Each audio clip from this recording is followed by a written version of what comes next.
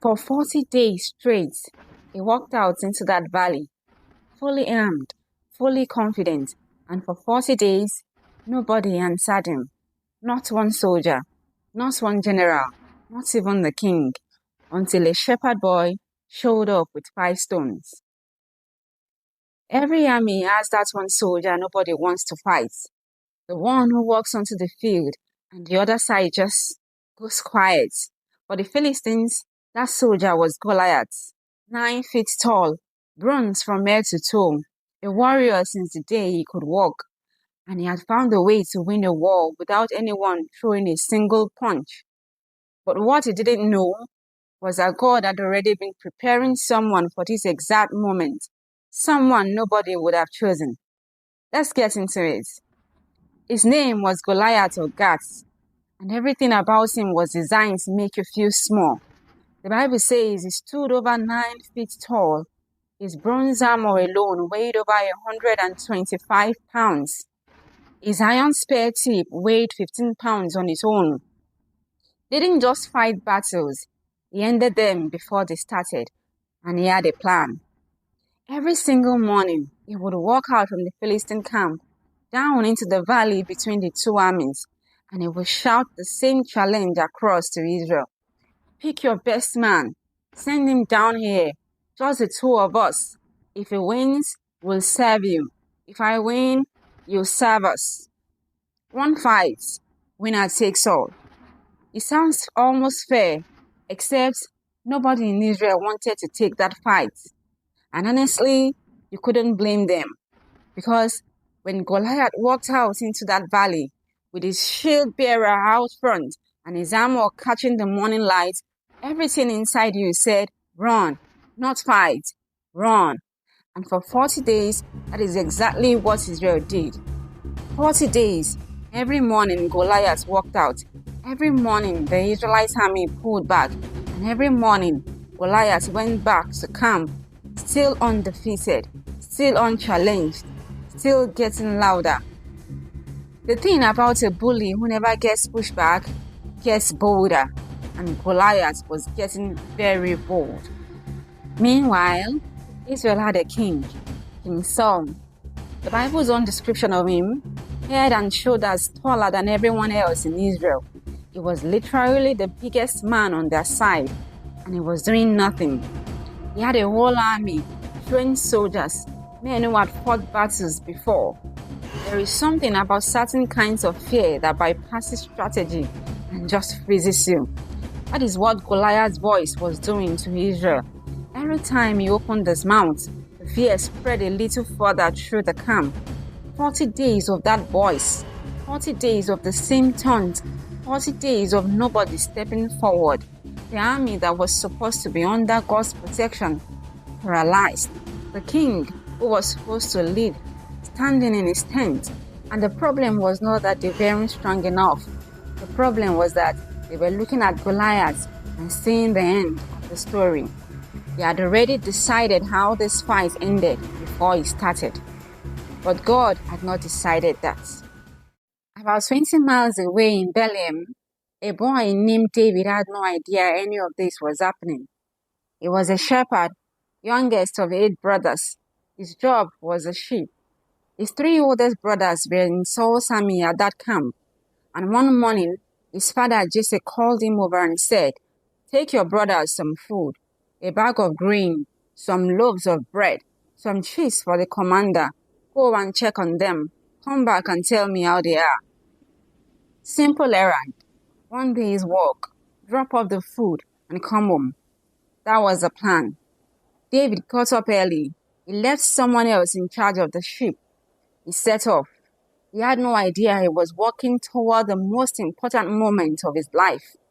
But here is what you need to understand about David before he arrives at that camp. He was not untested. Out in these fields, alone at night with no one watching, he had already fought things that would have made most soldiers quit. A lion came for his flock. David chased it down, struck it, and took the lamb back from his mouth. A bear came, same result. No audience, no applause, no one keeping score. Just a boy, his God, and whatever was in front of him. Those hidden moments had built something inside him that no armor could give you. He just didn't know he was going to need it. David arrives at camp. He finds his brothers. He is handing over the bread, mid-sentence, mid-errand, and the valley fills with a voice. Goliath. Same challenge, same words, same taunts. Day 40. And all around David, the soldiers do the same thing they have done for 39 times before. They step back. Some run. David does not move. He looks around at these trained warriors, men with swords and shield and years of combat experience running from a voice. And the question that comes out of his mouth is not, how do we stop him? Or, is anyone going to do something? The question David asks is this: who is this uncircumcised Philistine that he should defy the armies of the living God? Not fear, not strategy, offense on God's behalf. His oldest brother Eliab hears this and turns on him immediately. Why are you even here? Who is watching those sheep? I know you just came to watch the fight. David doesn't take the bait. He just turns to the next man and asks the same question, and then the next, until the question reaches King Saul, and Saul sends for him. Saul looks at this teenager standing in front of him and says what everyone is thinking. You can't fight this man. You're a boy. He's been a warrior his whole life. And David, calmly, without flinching, tells the king what he told no one else. The lion, the bear, the fields, the moments nobody saw. The Lord who delivered me from the paw of the lion and from the paw of the bear, he will deliver me from the hand of this Philistine. Saul doesn't have a better option. He says, go. And he offers David his own armor. David puts it on and tries to walk, but he can't move properly in it. He takes it off. He does not need someone else's covering. He walks to the nearest stream. He picks up 5 smooth stones. He puts them in his shepherd's pouch, and he walks down into the valley. Goliath sees him coming. He looks again, and then he laughs. Am I a dog that he sent a boy with a stick? He curses David. He curses his God. He tells him exactly what he plans to do to his body when this is over. Everything about that moment is designed to break David down. The size, the armor, the voice, the insults, the laughter. Every single thing Goliath does is psychological, because the real battle was never going to be physical. It was never about strength against strength.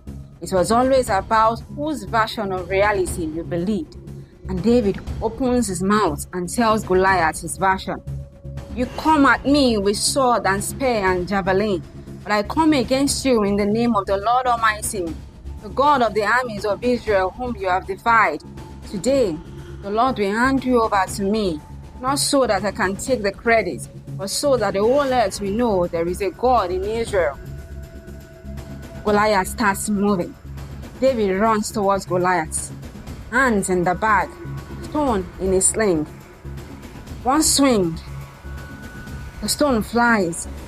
It strikes Goliath in the forehead, the one place his helmet did not cover. The giant stumbles, then falls, face down on the ground. Silence. Then the Philistine army breaks and runs, and Israel, the army that had been frozen for 40 days, surges forward. All of it over in seconds. Here's the thing Goliath never knew. He thought his greatest advantage was his size, but David never saw the size. Or, more accurately, David saw the size, and he told him something different than he told everyone else. The Israelite soldiers looked at Goliath and thought, this man is too big to beat. David looked at Goliath and thought, this man is too big to miss. Same giant, completely different conclusion. And that difference didn't come from talent or training. It came from a history with God that nobody else in that camp had.